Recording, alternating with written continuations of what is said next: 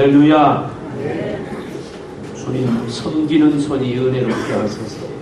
가사 그렇죠?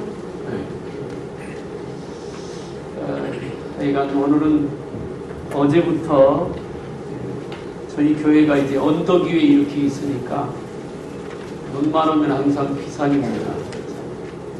제발 눈 좀 조금 오게 하옵소서. 그래서 간밤에 조금만 온 것 같기도 한데 길이 미끄러워서 워낙 많이 눈이 와서요.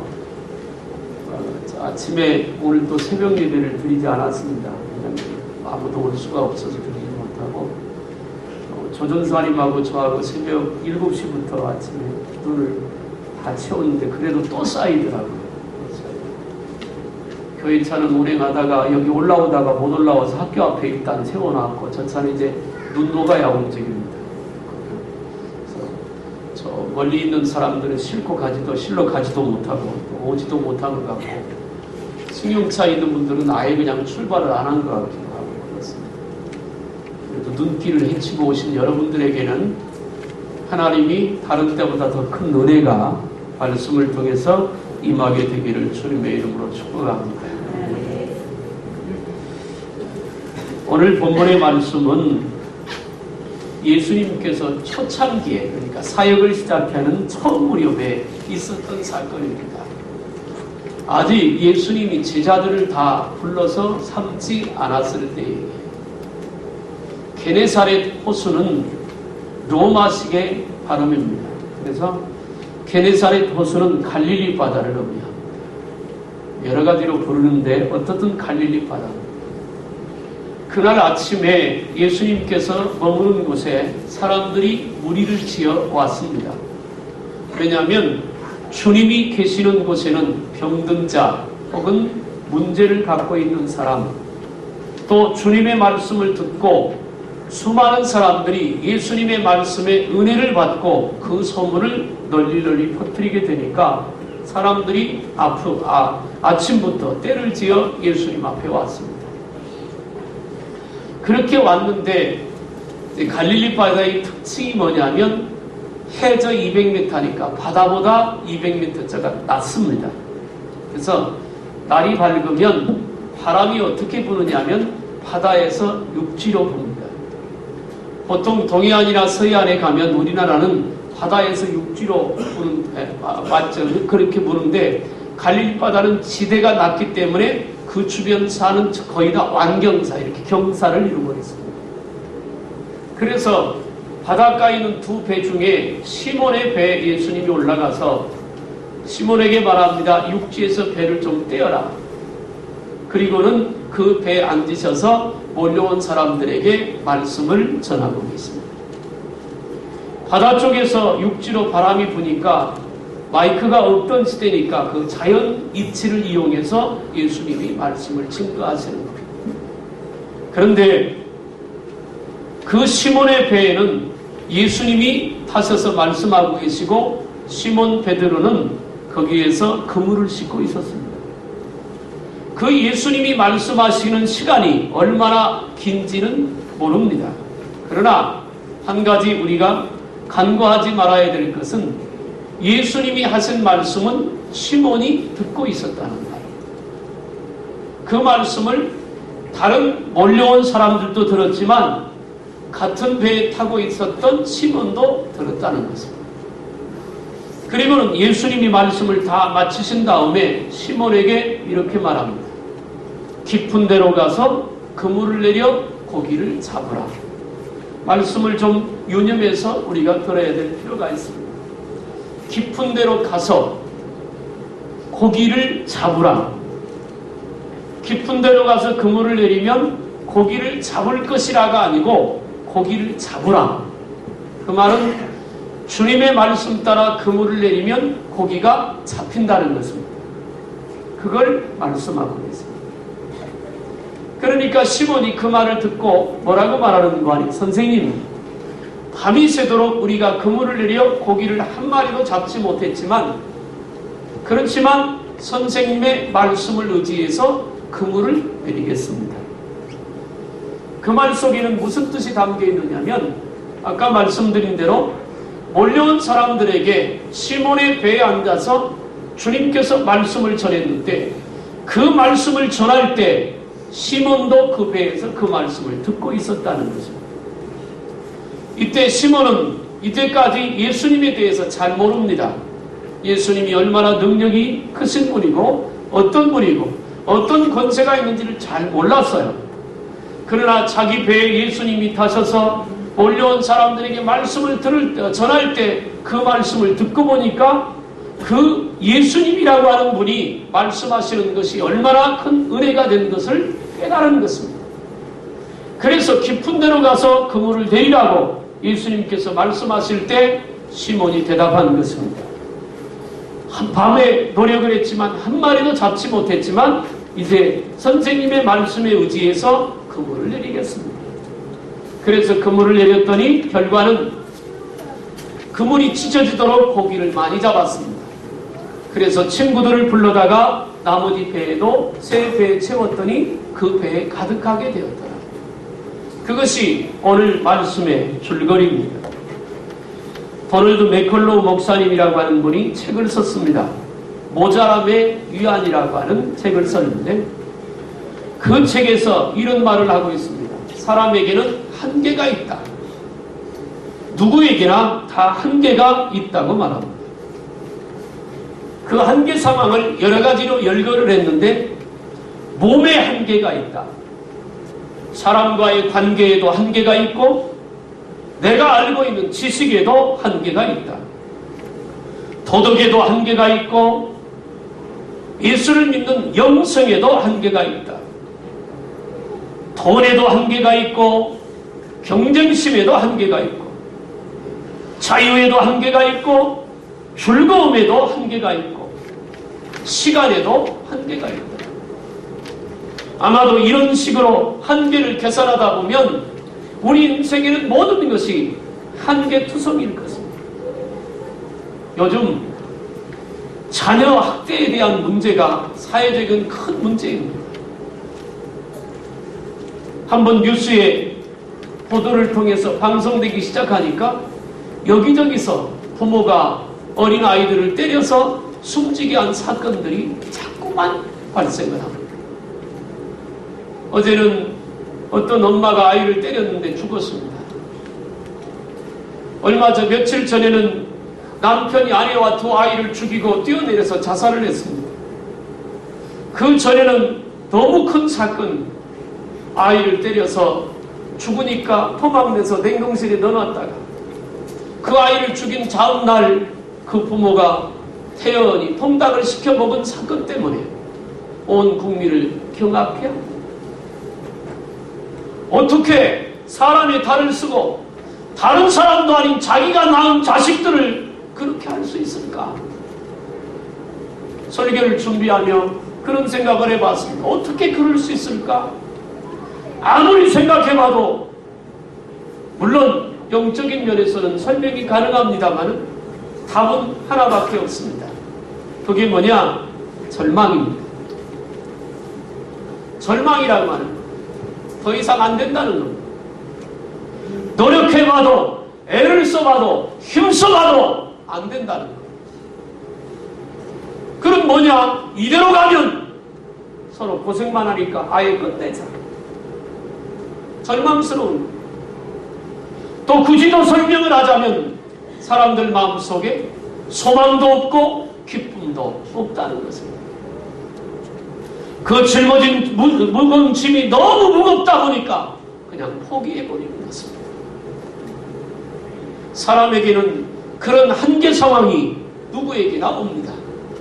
저에게도 오고 여러분들에게도 오지요. 그런데 그 한계 상황이 왔을 때 예수 믿는 우리는 과연 어떤 결정을 내리고 어떤 선택을 해야 될 것이냐는 겁니다. 안 됐을 때 말입니다. 아까 제가 서론적으로 설명할 때 그런 얘기를 했습니다. 시몬은 베드로입니다. 그 밤에 고기를 한 마리도 못 잡았습니다. 전문가입니다. 어려서부터 갈릴리 바다에서 고기를 잡은 전문가입니다. 그물을 어떻게 내려야 되고 언제쯤 내려야 되고 어느 곳에 내려야 되고 어디 가면 무슨 무기가 있고 어디 바다는 얼마나 깊고 어디는 뭐가 걸리고 다 압니다. 고기 잡는 기술이 탁월한 사람입니다.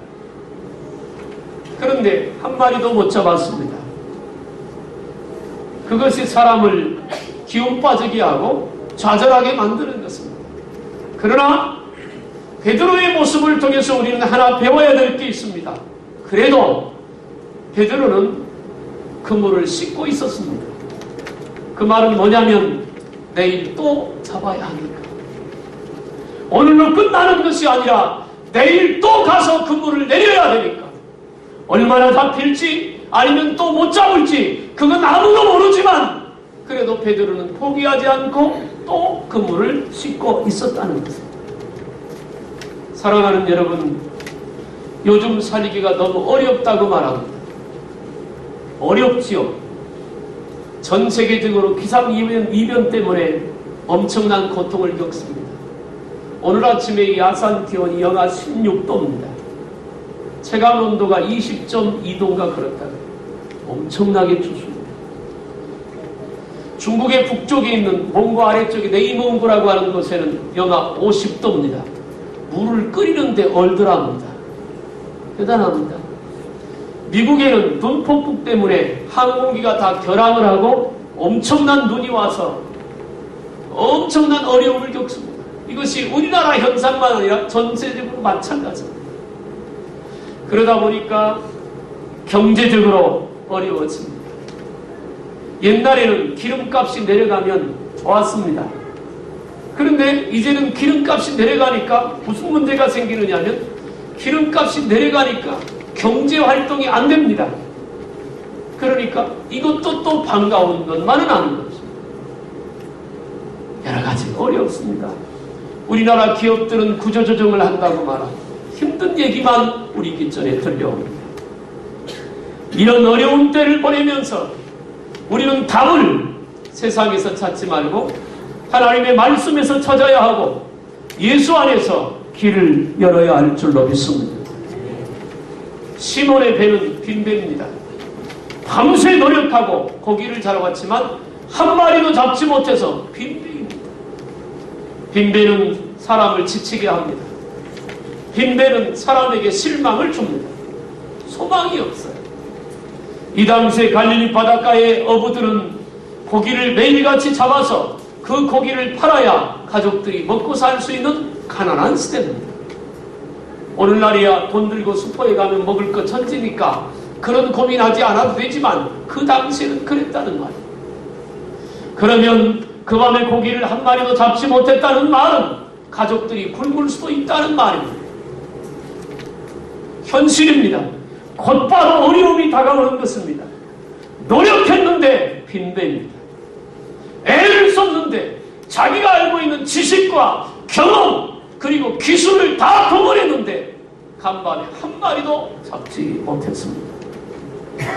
그것이 시몬의 아픔이고 문제입니다. 오늘 이 시대를 사는 많은 사람 혹은 이 자리에 있는 여러분들도 마찬가지입니다. 내가 타고 가는 배에는 잡은 고기가 많이 있는지 노력을 하고 애를 썼는데 그동안의 경험을 앞세우고 또 내가 알고 있는 지식을 동원하고 내가 갖고 있는 기술을 다 동원해서 인생을 열심히 살았는데 지금 내 인생의 배를 보면 그 배가 비었습니다. 내일을 걱정해야 하고 그 다음 날을 고민해야 되는 그런 염려와 근심이 내 삶에서 떠나지 않고 있다면 어쩌면 우리 인생의 배도 비었는지도 모르겠습니다. 전도서 1장 2절의 전도서 기자는 그래서 인생을 이렇게 노래합니다. 헛되고 헛되니 모든 것이 헛되도다. 노력해보고 애써봤는데 전도서를 기록한 사람은 솔로몬입니다. 솔로몬은 하나님 앞에 1,000번째 제사를 드리고 하나님으로부터 전무후무한 지혜를 얻었습니다. 그리고 솔로몬이 구한 것이 하나님 마음에 드니까 하나님께서 덤으로 솔로몬에게 주신 것이 부귀와 영화입니다. 아마도 지금까지 지구상에 살았던 사람, 앞으로 이 지구에 살 사람들 중에 솔로몬만큼 지혜로운 사람은 하나도 없습니다. 유일합니다. 하나님이 그에게 부귀와 영화도 주시니 남들이 누리지 못한 것들을 다 누려봤습니다. 그런데 그가 인생의 말년에 기록하면서 성경을 하나님의 말씀을 기록하면서 그가 고백합니다. 헛되고 헛되니 모든 것이 헛되다. 내가 이것도 해보고 저것도 해보고 이것도 저것도 다 가져왔는데 다 지나가더라. 그러면서 그가 내린 결론이 있습니다. 인생의 가장 아름다운 것은 하나님을 경외하는 것이다. 그것만 남더라는 겁니다. 사랑하는 여러분, 오늘 우리는 우리 삶을 좀 돌아봐야 할 것입니다. 나는 내가 노력한 만큼 얻고 있는지, 내 경험을 내세워서 내가 알고 있는 지식을 내세워서 그리고 내가 갖고 있는 기술을 내세워서 나가면 과연 내가 노력한 만큼 얻고 있는지, 아니면 내 인생의 배에 풍성한 고기가 있는지.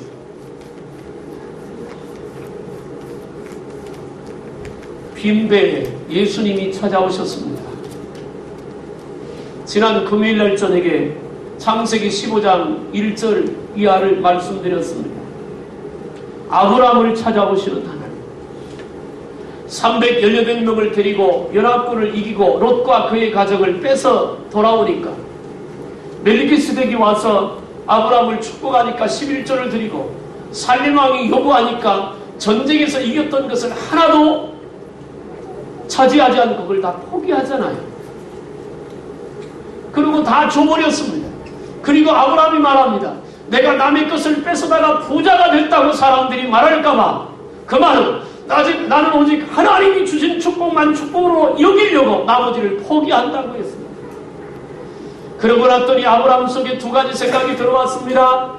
318명밖에 되지 않는 군사로 연합군 5나라 연합군을 이겼으니 다시 공격하면 내가 이길 수 있을까 두려워만 합니다. 또 하나, 전쟁에서 전리품을 빼져왔으면 이긴 사람의 몫인데 그걸 하나님의 영광을 위하여 포기하고 나니까 미련이 남았습니다. 그때 하나님께서 아브라함을 찾아오셔 말합니다. 아브라함아, 두려워하지 마라. 내가 너의 방패가 될 것이다. 그리고 내가 너의 지극히 큰 상급이 될 것이다. 그거 나 때문에 포기했냐? 걱정하지 마라. 내가 너의 상급이 될 거다. 금요일날 저녁에 제가 그런 말씀 드렸습니다. 하나님은 우리를 찾아오시는 분이야. 여러분들이 힘들 때, 여러분들이 아플 때, 여러분들이 지칠 때, 여러분들의 어깨가 처질 때, 여러분들이 외로울 때 그 주님은 어김없이 우리를 찾아오시는 분이십니다. 베드로가 그 밤에 고기를 한 마리도 잡지 못했어요. 자기가 갖고 있는 경험 누구보다도 많습니다. 고기 많이 잡았거든요. 고기 잡는 실력 둘째가라면 소리 없습니다. 바다에 대한 지식 풍부합니다. 그런데 못 잡았어요. 그때 하나님께서 예수님께서 베드로를 찾아오시는 거예요. 계시록 3장 20절에 볼지어다 내가 문 밖에 서서 들으니 그 소리를 듣고 문을 열면 내가 들어가 너로 더불어 먹고 너는 나로 더불어 먹을 것이다. 예수님께서 하신 말씀입니다. 사랑하는 여러분, 주님은 오늘 또 우리에게 오셔서 우리 마음 문을 두드리십니다. 우리가 교회 문을 열고 들어올 때는 보통 집에 있는 문은요, 밖에도 손잡이가 있고 안에도 손잡이가 있습니다. 그런데 우리 마음의 문은 안쪽에만 손잡이가 있습니다. 그것이 계시록 3장 20절입니다. 안쪽에만 있어요. 그 말은 이런 뜻입니다. 내가 주님을 향해서 내 스스로 내 마음문을 열지 않으면 하나님의 역사는 없다는 거예요. 기도할 때도 내 마음문을 먼저 주님 앞에 열어야 합니다. 그래야 그 기도의 역사가 일어납니다. 예배할 때도 내 마음문을 주님을 향하여 먼저 열어야 합니다. 그래야 하나님의 임재가 있는 것입니다. 아무리 청산유수로 금식을 하며 밤을 새며 기도해도 내 마음을 주님을 향하여 열지 않으면 역사는 일어나지 않는다. 화려한 오케스트라를 동원해서 아무리 멋있는 찬양이 있는, 아무리 훌륭한 설교가 있는 그런 예배라도 내 스스로 내 마음문을 열지 않으면 하나님의 임재는 경험할 수가 없는 것입니다. 주님은 지친 우리에게 찾아오십니다. 오셔서 우리 마음을 두드리는 거야. 너 얼마나 힘드냐? 마음문 열면 내가 들어가서 너 도와줄게. 낙심하지 마라. 내가 너와 함께 할 거니까. 문 좀 열어봐. 그러면 내가 들어가서 너 아픈 마음 어루만져 줄게. 너 외롭고 쓸쓸하냐? 마음문 열어. 내가 들어가서 너와 친구가 되고 너를 붙잡아 줄게. 우리 마음을 순간순간마다 두드리십니다. 그럼에도 불구하고 왜 우리가 그 주님의 오심을 느끼지 못하고 살까요? 두 가지입니다. 하나는 내 영이 잠들어 있거나, 또 하나는 마음문을 닫고 사는 것. 일방적으로 내 말만 하나님 앞에 하고 하나님의 음성을 들을 귀도 열어놓지 않고 사는 것. 요한복음 15장 7절에 내 말이 너희 안에 있고 너희가 내 안에 있으면 무엇이든지 구하라 그리하면 내가 시행하리라. 할렐루야. 주님을 향해서 마음을 열어야. 우리를 찾아오시는 주님. 예수님이 그 바닷가에 갔었을 때 배가 두 척이 있었습니다. 왜 시몬의 배에 올랐을까요? 물론 거기에는 주님의 계획이 있었습니다. 베드로를 부르고 싶은 계획이 있었지. 수많은 대한민국에 5만 개가 넘는 교회가 있습니다. 수많은 성도들이 있습니다. 그 중에서 하나님은 우리에게 오십니다. 그리고 말합니다. 너 지쳐있냐? 걱정이 되냐? 염려와 근심이 되냐? 마음문 열면 내가 들어가 너로 더불어 먹고 너는 나로 더불어 먹을 것이다. 예수님은 힘든 인생을 찾아오시는 분이십니다. 작년 4월 16일에 안산에 있는 한 병원에서 있었던 일입니다. 목사님이 신방을 갔는데 최수자 권사님의 아들입니다.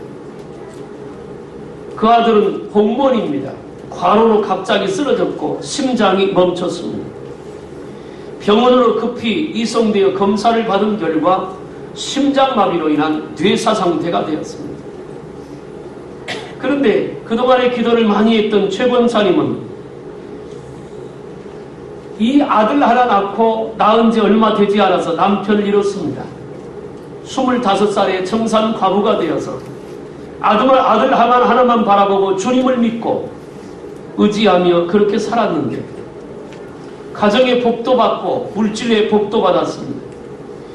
그런데 이 아들이 갑자기 심장마비로 죽어버린 것입니다. 식물인간이 된 것입니다. 뇌사 상태가 되었습니다. 그럼에도 불구하고 이 권사님은 포기하지 않았습니다. 뇌사 상태 받은 판정을 받은 그 아들을 붙들고 기도하기를 쉬지 않았습니다. 호흡기에 의존해서 하루하루를 지내야만 합니다.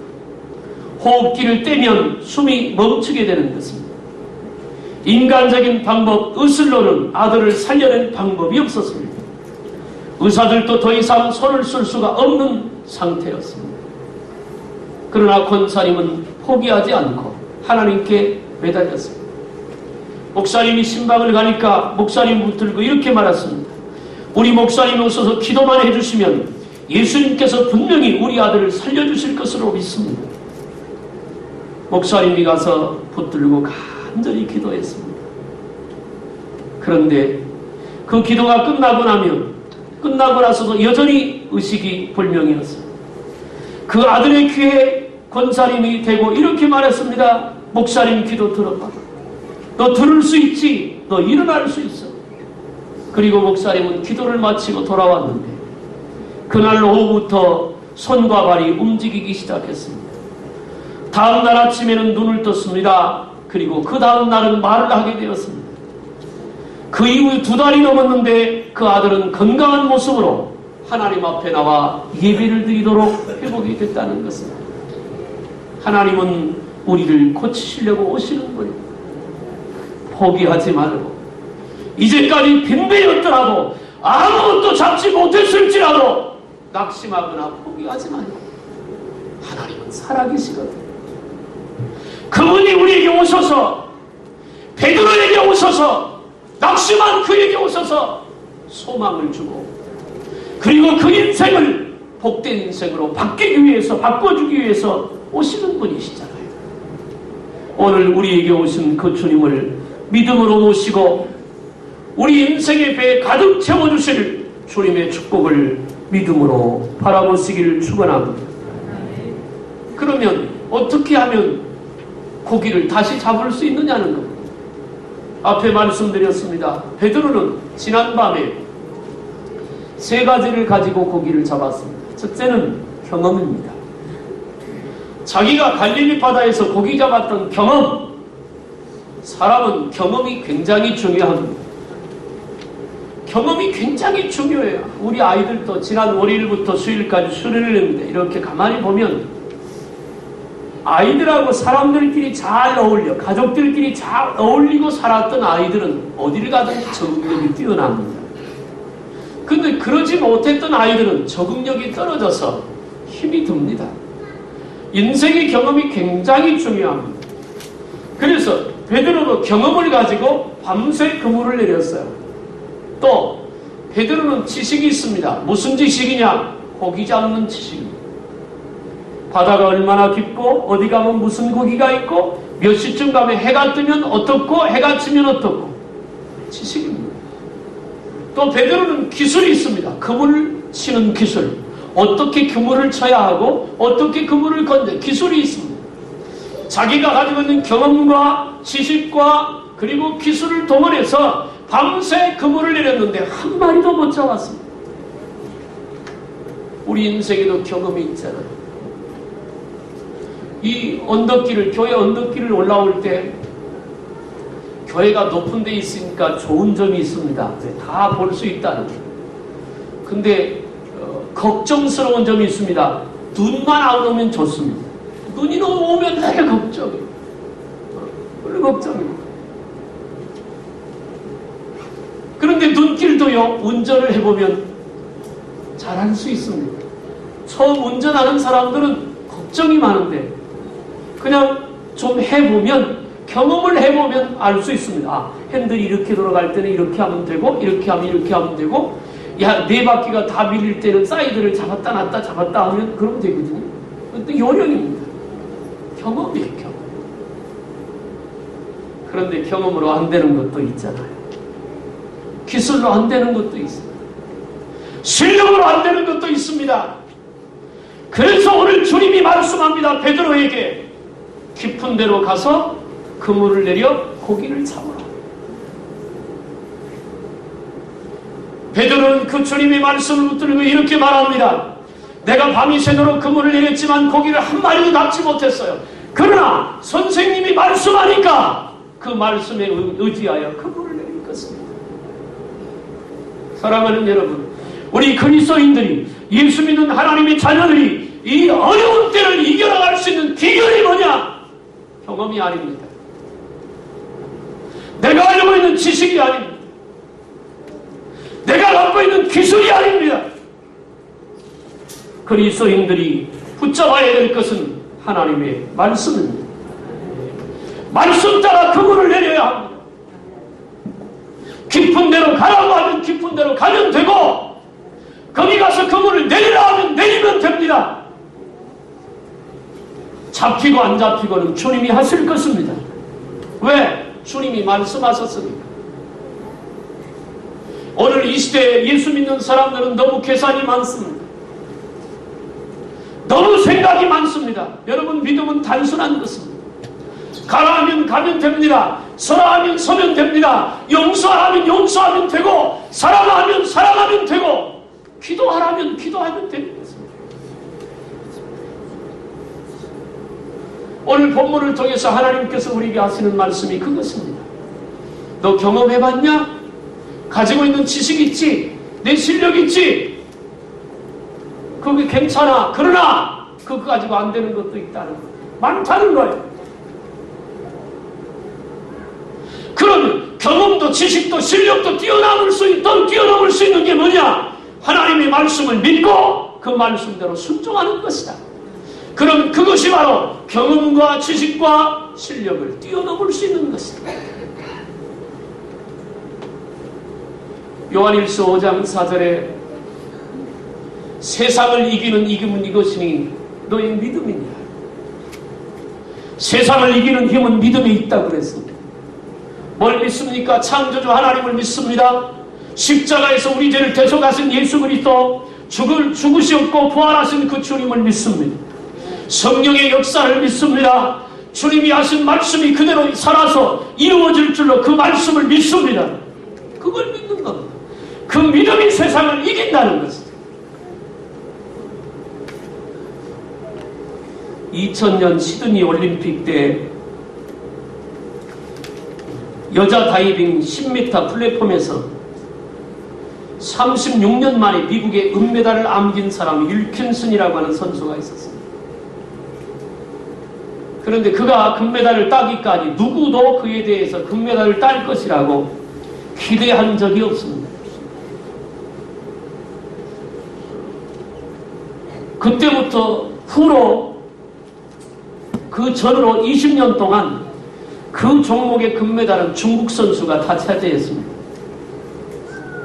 예선에서도 결승전에서도 결승전에 올라온 사람들 중에는 중국 선수가 1, 2등을 다투고 있었습니다.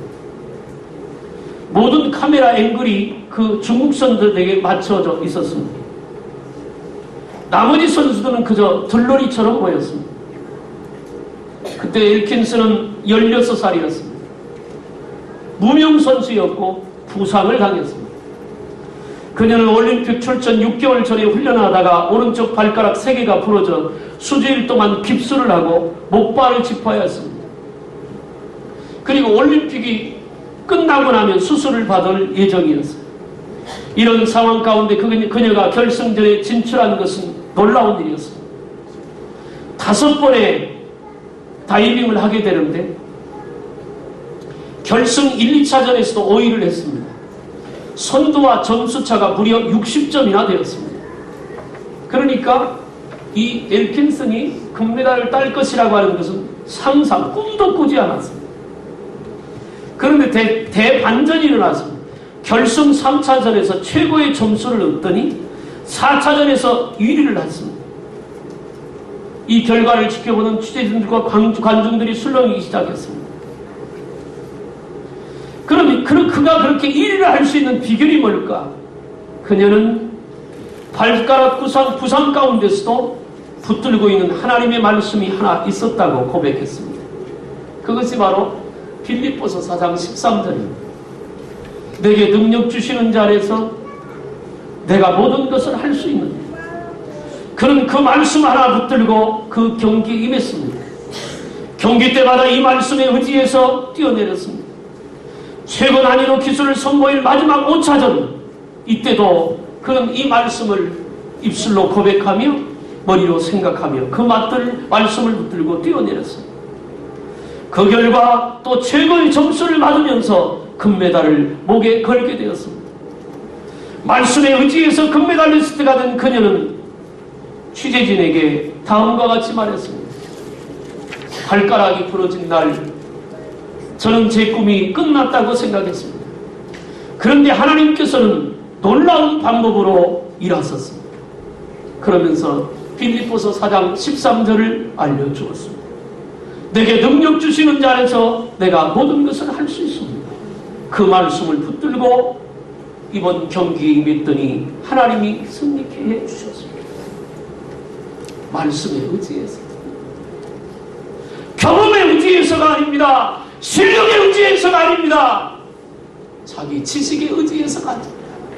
믿음은 하나님의 말씀에 의지해서 그물을 내리는 것입니다. 그물을 내리면 고기를 잡아야 합니다. 빈 그물이면 인생이 너무 고달프잖아요.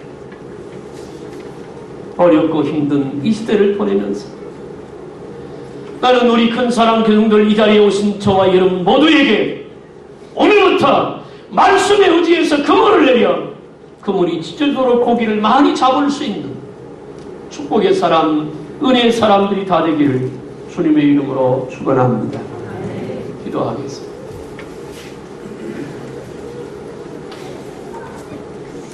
살아계신 하나님 아버지, 오늘도 우리를 불러주셔서 귀한 말씀을 들려주심을 감사합니다. 시몬이 빈배였던 것처럼 내 인생을 돌아보니 빈배처럼 잡은 것이 별로 없습니다.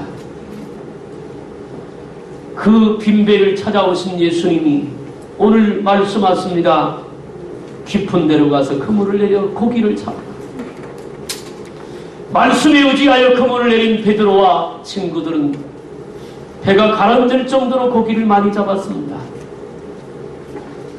오늘 이 시간에 말씀드린 사랑하는 성도들을 붙잡아 주셔서 경험이 아니라 지식이 아니라 실력이 아니라 믿음으로 하나님의 말씀 따라 그물을 내리게 하여 주옵시고, 그래서 인생의 배, 가정의 배, 사업의 배, 고기가 많아지는 역사가 있게 하여 주옵소서. 내 믿음대로 될지어다 주님 말씀하셨으니 이제부터 말씀 붙들고 그물을 내리는 복된 성도들 되게 해 주옵소서. 간절히 원하옵고 예수님의 이름으로 기도하옵나이다. 아멘.